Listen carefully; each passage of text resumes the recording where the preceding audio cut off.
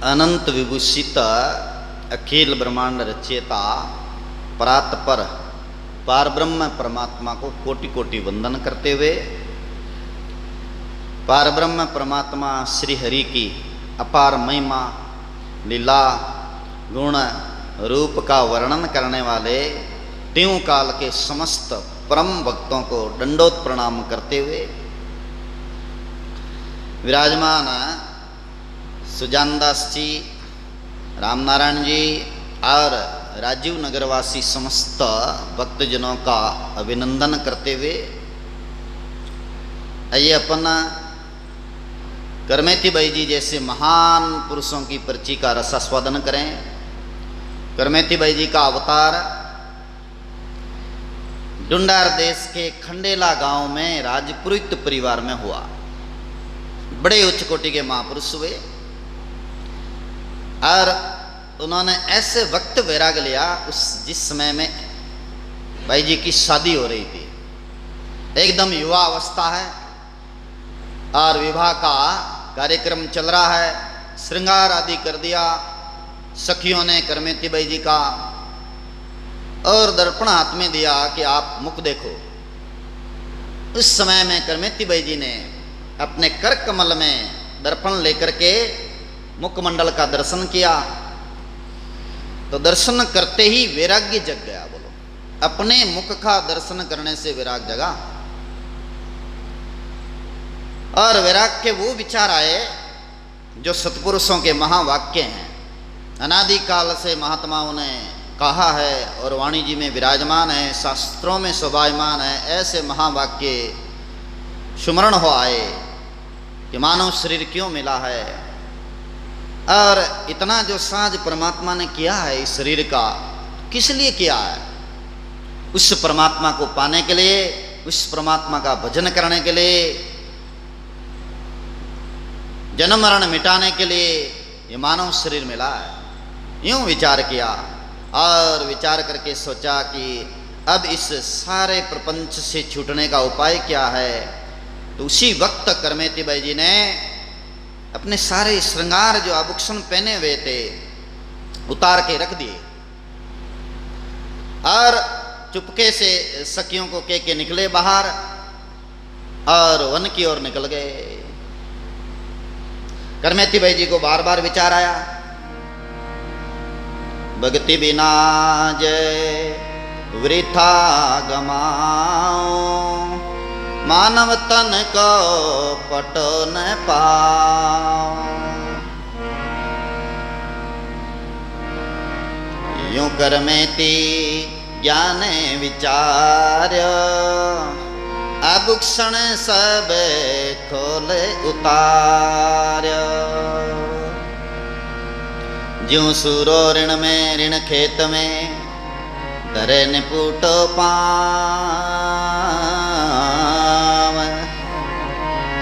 ज्यों सूरो ऋण खेत में,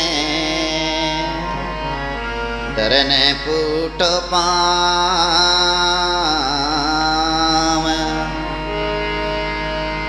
करमेती जो भेष तजे, कियो भगत सिर पाव।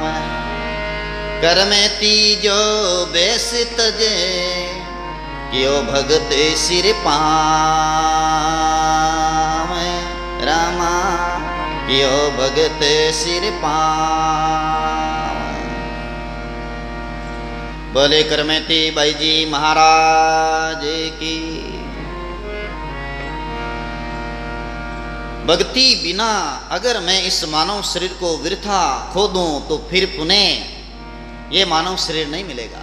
मनुष्य शरीर जो मिला है भक्ति के बिना वृथा खो रहे हैं, ये परमात्मा की आज्ञा का उल्लंघन है। परमात्मा की प्राप्ति के लिए मानव शरीर मिला है तो इसको सार्थक कर लेना चाहिए। ऐसा ज्ञान विचार करके करमेती भाई जी ने आभूषण उतार दिया और चल पड़े परमात्मा के रास्ते। जैसे सूरवीर रणभूमि में अपने तेज और ओज के साथ चल पड़ते हैं और पुठा पांव नहीं धरते, युद्ध भूमि के अंदर युद्ध करते हैं। उसी प्रकार से करमेती भाई जी संसार को पूट दे करके निकल पड़े और असली श्रृंगार किया करमेती भाई जी ने। महात्मा लोगों ने गाया,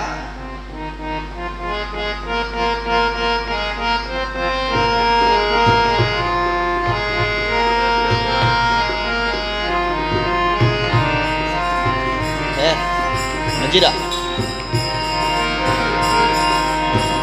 शील संतास के श्रृंगारा, शील संतास साचे भक्ति कांडारे दारा, साचे रे भगते कांडारे। जो कोई सते जलन को जावे, जो कोई सतेर जलन को जावे, सुतवित ग्रह याद नहीं आवे, सुतवित ग्रह याद नहीं।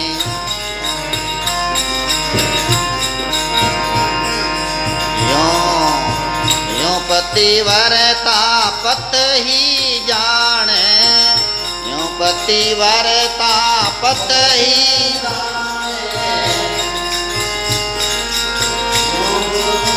यों कर में तेरा में पहचाने, यों कर में तेरा में। थोड़ा मुंह दूर रखो। जय जय रामा, श्री राम जय राम, जय जय रामा, श्री राम जय राम, जय जय रामा, श्री राम जय राम, जय जय रामा। गोविंद बोलो हरि गोपाल बोलो,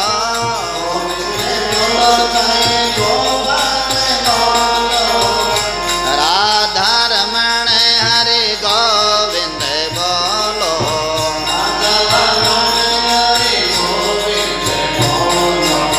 राधा रमण हरि गोविंद बोलो, बोलो।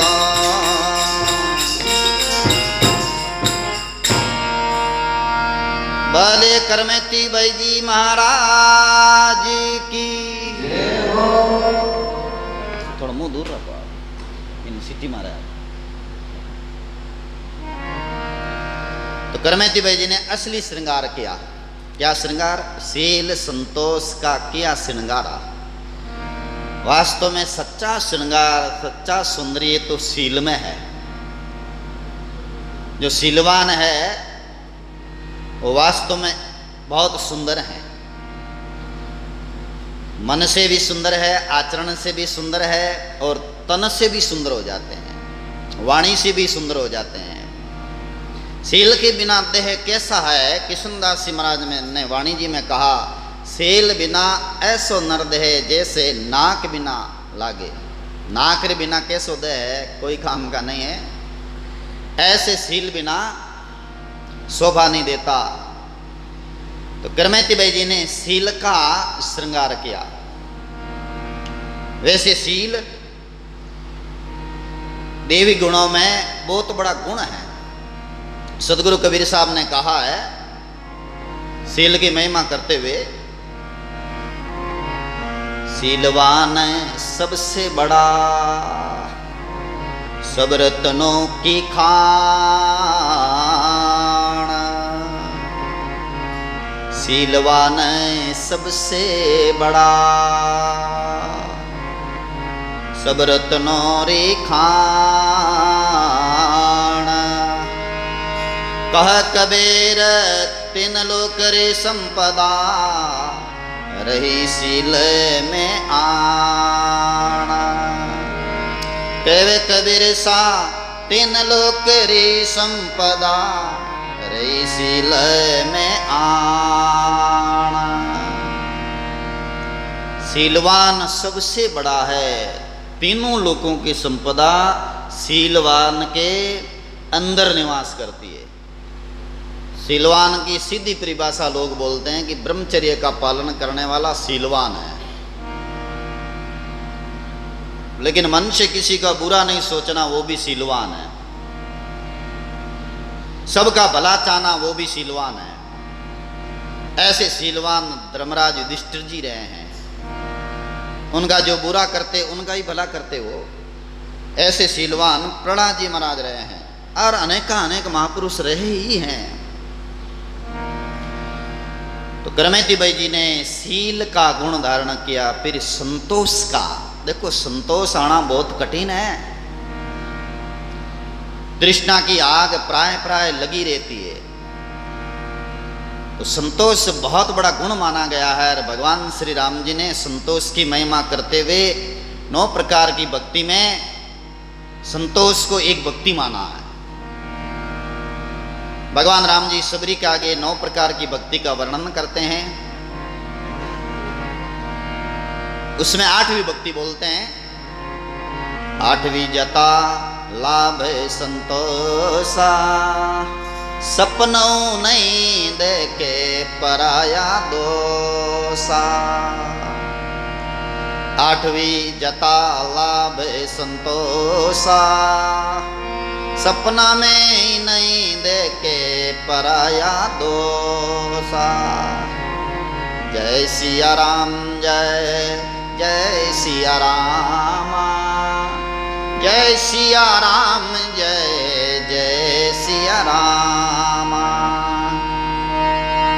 श्री राम जय जय राम, श्री राम जय जय राम। बोले सियावर रामचंद्र भगवान